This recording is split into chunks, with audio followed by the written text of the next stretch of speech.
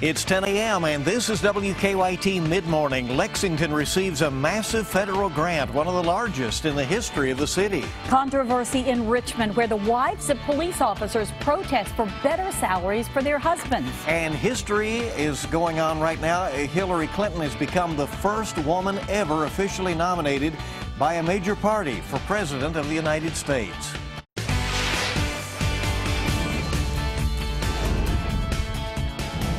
This is WKYT Midmorning. Good morning to you. Welcome in. It's your Wednesday, July 27th. I'm Bill Bryant. And I'm Barbara Bailey. You know, it seems like right now when we get on a theme in the weather, we get kind of stuck on it. When in pattern, stay in pattern. Yeah, that's. Do you think a little bit more of the same? This summer, anyway, it's been like that for sure.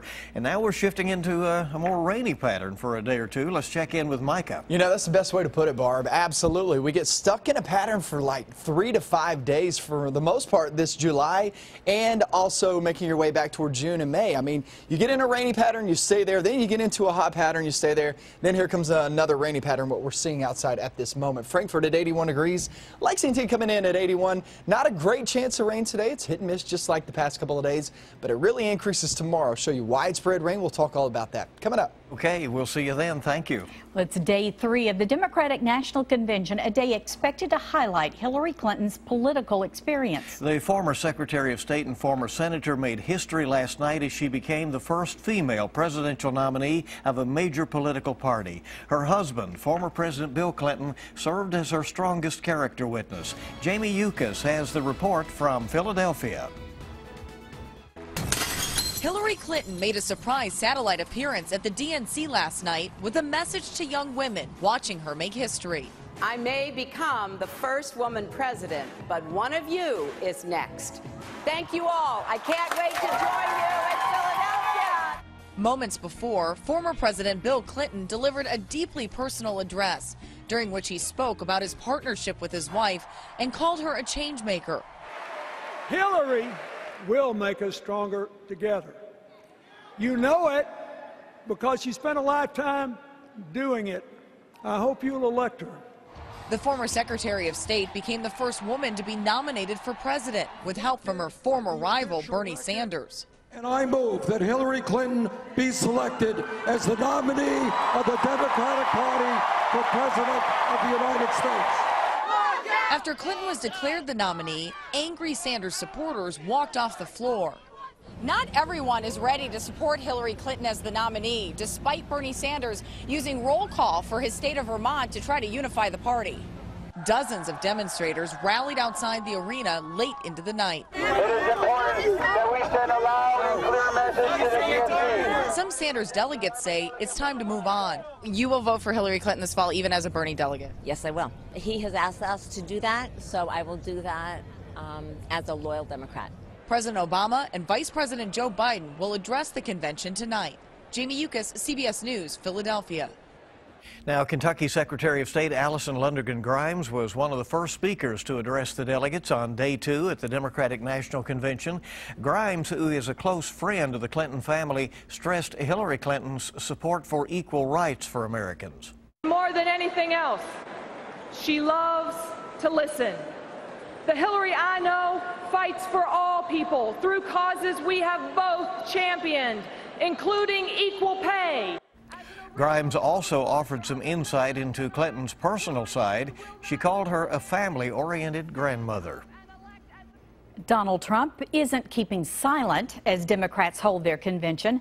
Trump took to Twitter last night calling Bill Clinton's address, quote, highly overrated, and saying the RNC was far more interesting. The Republican presidential nominee did, however, compliment First Lady Michelle Obama on her address Monday night. The wives of several Richmond police officers are protesting for better salaries for their husbands. The pay scale for Richmond police has been an issue in the city for years. Yesterday, a group protested outside a city commission meeting. Acting Richmond Police Chief Robert Mott says 15 police officers have left the force this year alone. Most of them have gone to other law enforcement departments. He says the department has 46 full-time officers, but only 31 are patrolling the streets. Right now, the city's entry-level salary is competitive with other cities, but senior officers' pay is not. Our department is very, very young, and obviously young officers make mistakes, and that's not what we want. We want, a group of senior guys to stay in there to, help guide the way, and we don't have that because we got so many people leaving. Mott proposed a new pay scale earlier this year. Richmond Mayor Jim Barnes says the proposal is being researched to make sure it's a financially responsible decision. The mayor says next month's meeting will focus on police officer salaries. A man is in jail in southern Kentucky. He is accused of impersonating a police officer. Deputies in Laurel County arrested James Lorman. They've accused him of falsely identifying himself as a U.S. Marshal to a resident. Deputies found him on Glenview Road, where they say he had a gun, but nothing that would identify him as a marshal. Lorman is facing a number of charges now, including impersonating an officer and resisting arrest. Lexington city leaders call it one of the largest federal grants the city has ever received. They say the city has been awarded more than $14 million from the Department of Transportation's Tiger program. The money will be used to finish the Town Branch Commons Corridor project. The project will link 22 miles of trails and include greenways and parks to make it safer for people walking or riding bikes. When we get quality of life at a high level like this, then we're going to bring jobs to our city and we're going to improve our economy, and that's what this is really all about. So it's a park, a linear park, but it's really about economic growth and development. Mayor Gray says the city worked with Senator Mitch McConnell, Congressman Andy Barr, and the Department of Transportation to secure the grant. There's more information about the Town Branch Commons project on WKYT.com. Well, a man and woman were arrested in Boyle County after police found them living in a shed with 3 children. Deputies say Gregory Wilkerson and Brandy Harmon were living in the shed behind a home on Lebanon Road. Police say the shed had no electricity, no running water, and there was a bucket of feces inside. The 3 children were taken to the hospital with extreme rashes and bed bug bites. Wilkerson and Harmon are charged with criminal abuse of a child. One of 3 escapees in southeastern Kentucky is back behind bars here at Mid-Morning. Bobby Holman was arrested in Bell County last night. The same day, police say he and 2 other men escaped from the local jail.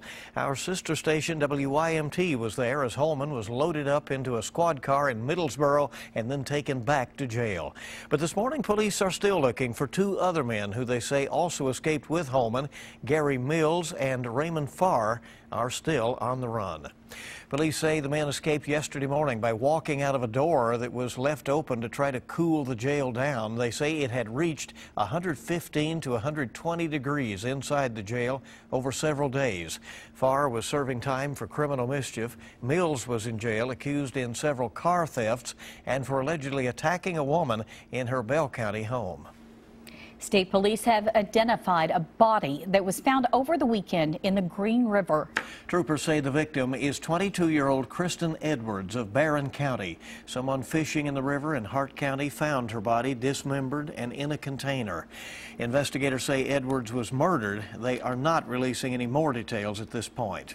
Investigators made a disturbing discovery in Laurel County after someone found a man's body floating in a pond.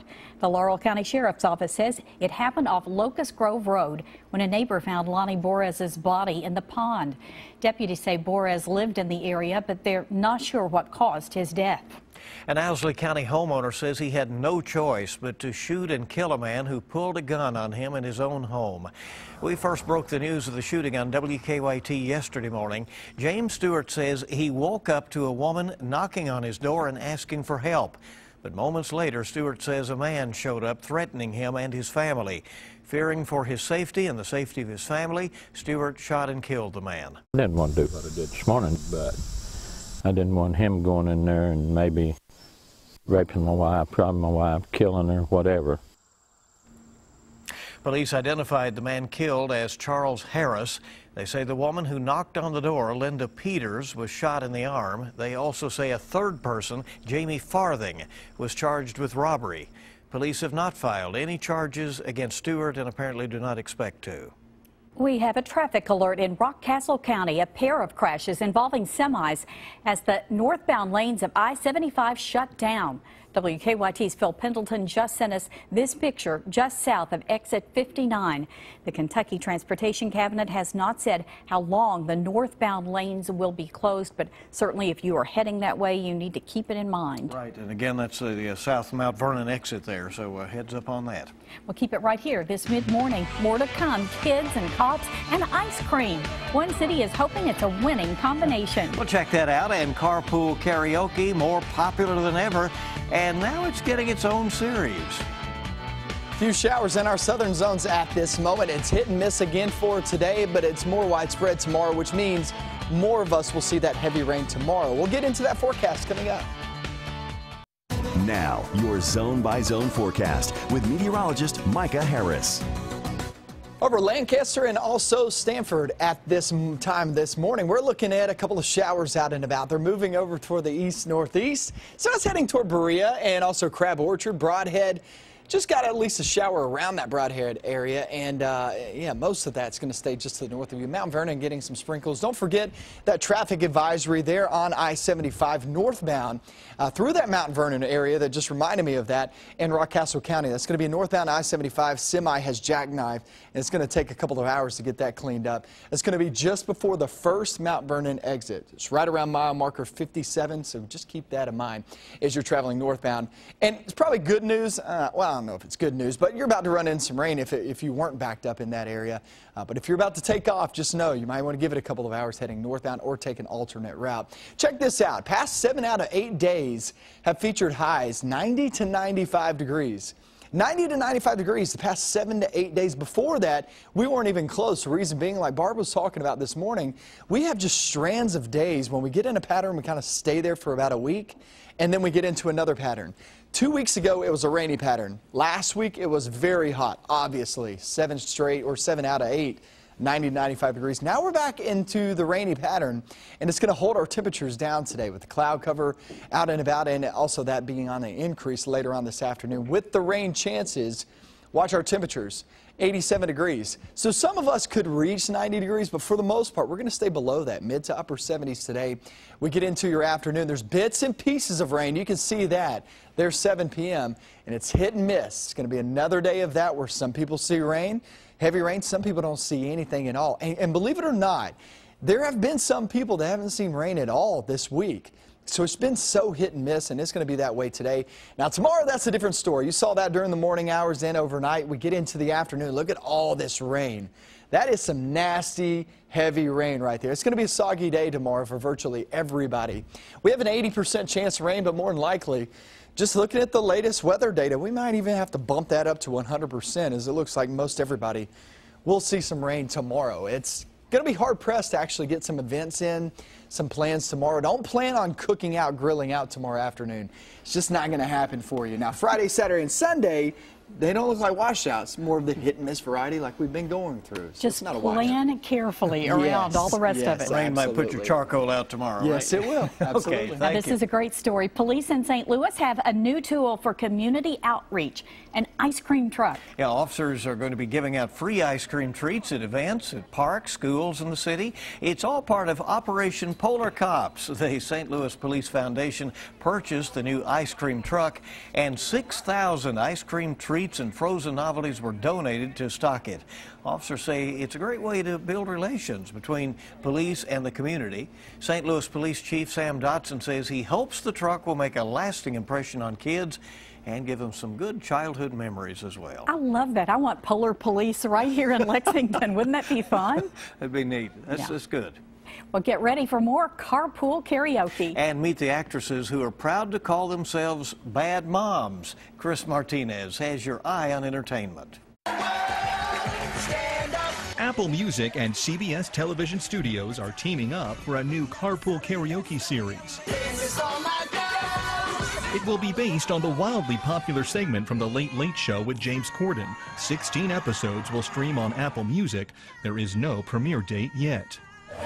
Mila Kunis, Kristen Bell, and the rest of the stars of the new comedy Bad Moms dressed up for the Los Angeles premiere of the movie. Kunis leads a trio of stressed-out moms who rebel against the impossible expectations placed on them. I'm not going to ever give advice to moms, but I'll say this. If you're having a child and you're about to give birth, make a reservation at any restaurant 4 weeks after you give birth to make sure that you and your husband or you and your partner reconnect. Bad Moms comes from the same team behind The Hangover. It opens Friday. Breaking Bad's Anna Gunn walked the red carpet in New York for her new movie about Wall Street called Equity. Gunn plays an investment banker fighting her way up the corporate ladder. It's really about her struggle and the struggle of the other two women in the film and how they interact with each other. Equity opens in limited release this Friday. Took a job looking for some men to join me. Is it difficult? Impossible. And the star-studded remake of The Magnificent Seven is set to open the Toronto Film Festival in September. The film festival is considered a launching pad for awards season contenders. That's your Eye on Entertainment. Chris Martinez, CBS News, Los Angeles. All right, coming right up, you get to meet a guy. A 10-year-old Lexington boy's recipe is featured in a White House cookbook. What a great story. We're talking with him about his visit to the kids' state dinner with the First Lady. Stay with us. And Friday's Mega Millions is $20 million. And tonight's Powerball jackpot, a whopping $422 million. Welcome back. It's mid-morning on WKYT. A 10-year-old Lexington boy just returned from the trip of a lifetime. He just visited the White House to attend the 2016 Kids State Dinner with First Lady Michelle Obama. Will Bingham and his mom, Karen, are here to tell us all about it. Welcome. Glad to have you in here. This is a great opportunity. It really is. Tell us about your trip to the White House.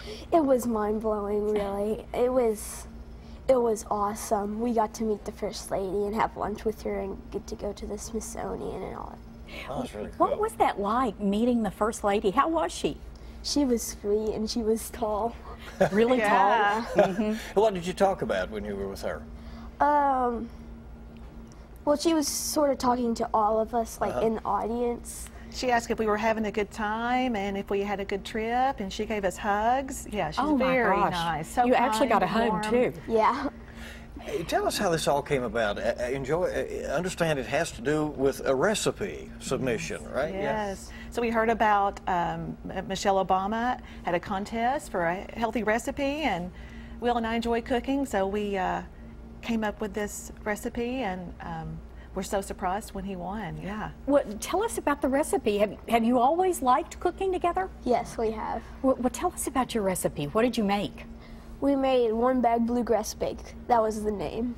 We have salmon and vegetables in it. Oh, really? Oh, all right. And it's like all in one dish kind of thing? Yeah, Is that, all in one little bag. Oh, in a bag, yeah. And then what, do you put it in the oven or is it on the oven. We bake it. I love those pictures. As you were talking, we had some pictures up on the screen, and those are keepers, certainly. Oh, yeah. Now, your recipe, is it going to be in a book, or can you download it? How are people able to get a hold of it? They had a White House cookbook that it's printed in, so we have a copy of that. But anyone can get a copy of it online at pbskids.org. You can get a copy there. Yeah. Well, real quickly, what have your friends said about your trip to the White House? They just swarming me about questions like, how was your trip to the White House? And did you get to see the president? And did you get to see the First Lady? Did you get to see the first dogs? He got to meet he got to pet the dogs, which is one of his goals. That's a great opportunity too. Yeah. Thank you all so much for coming in and telling us about it. Congratulations. All right. Well, keep it right here this mid-morning. Going to check in with the Mr. Food Test Kitchen next, see what they're cooking up there. I don't know if it's as good as what Will made, but we'll see. It's just ahead.